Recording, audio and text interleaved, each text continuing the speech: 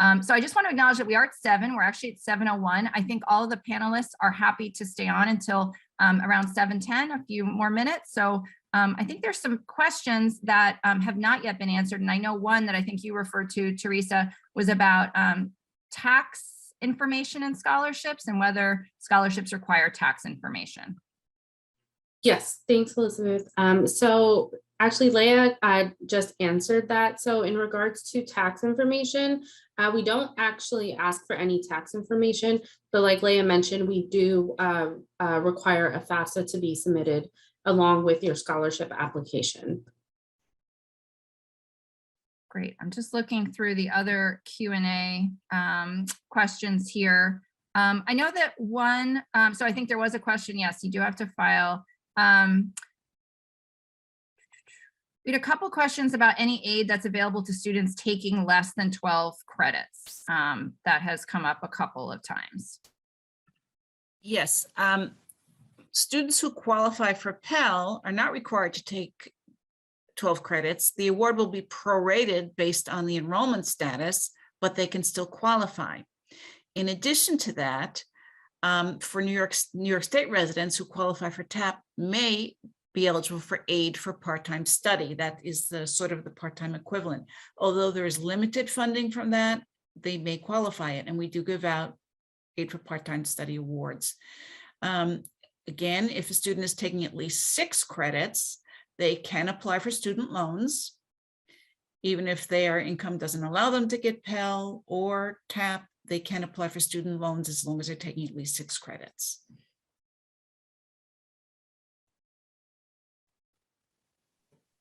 There's a question that says, this might be a silly question, but all of this information is all this information applicable to all CUNYs or only for School of Professional Studies?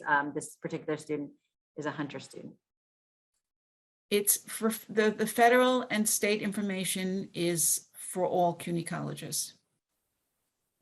The scholarship information, of course, that's handled differently at every school. Every school has different funding for that, but for federal and state aid, the information is the same.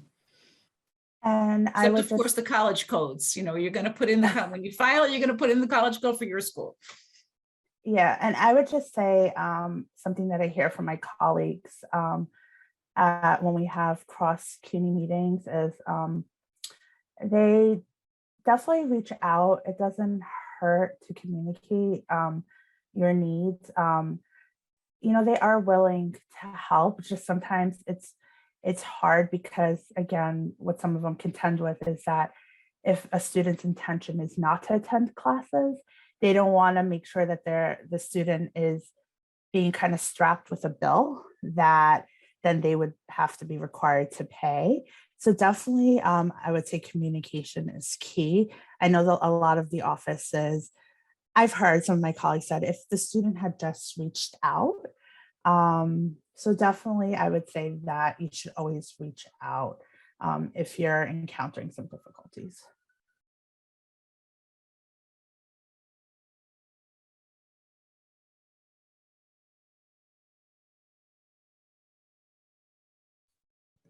I see another question.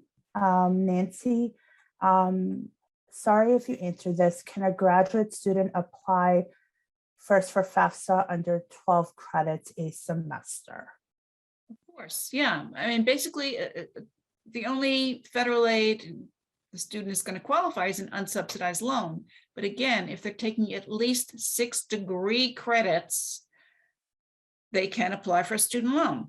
Their loan is we could process that loan just as easily as one for 12 credits. Absolutely, as long as they have at least 6 degree credits.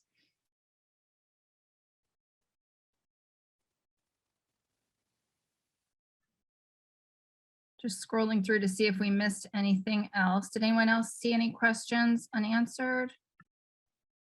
There's a few in the Q&A, I think, that are waiting. Yeah, I see one here. I will pass it to Nancy. Is there a section this year on the FAFSA for unemployment, or will it be transferred from the IRS tool? The unemployment, the part of unemployment that is taxable, yes, it transfers from the IRS tool. If it's reported most people are, for this year, people have to report their unemployment on their tax return. So yes, it is transferring over. Data retrieval will take that information.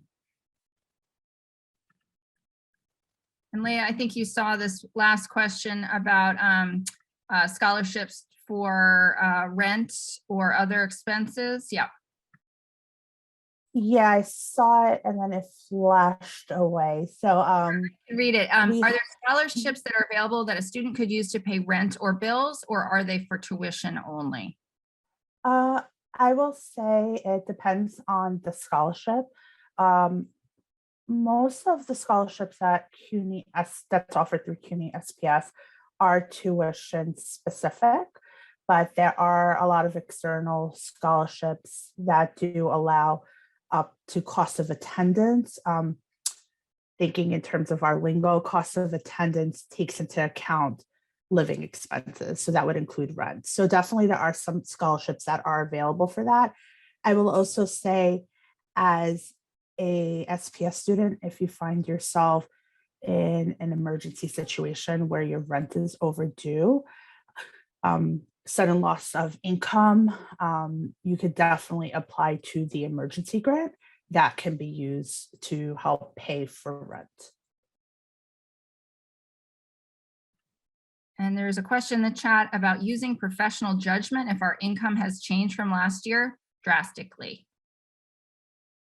Okay. If it's changed drastically for 2022, you'd have to document what the 2022 income would be. It's a little bit early for doing that because we can't really calculate for the whole year at this point. But during the summer or closer to the start of school, you can document how the family is being supported. We will try to project out what the income will be through the end of the year, and that's what we'd use to do the recalculation. And then I'm going to throw this question out to Teresa. I usually take 6 credits a semester. Are all scholarships for students with 12 credits or more only? Thanks, Leah. So no, that is not 100% true. For students interested in scholarships, the majority of our annual scholarships require that the student is enrolled in only 6 credits. But that also depends on the scholarship opportunity. So please be sure to refer to the webpage. If you see that it just says a student must be enrolled part-time or full-time, or they can be enrolled in either one. Part-time can be, like Leah said, even just one course, three credits. So please don't think that you have to be enrolled in 12 credits or full-time to be eligible for scholarships. Well, on that note, I think we have officially worked our way through these really excellent questions that everyone contributed. I want to just take a moment to thank, first of all our panelists, Leah and Teresa and Nancy, for being here, and to all of the students for attending. It was really wonderful. And your questions, I think, really helped enrich our discussion tonight. So thank you so much.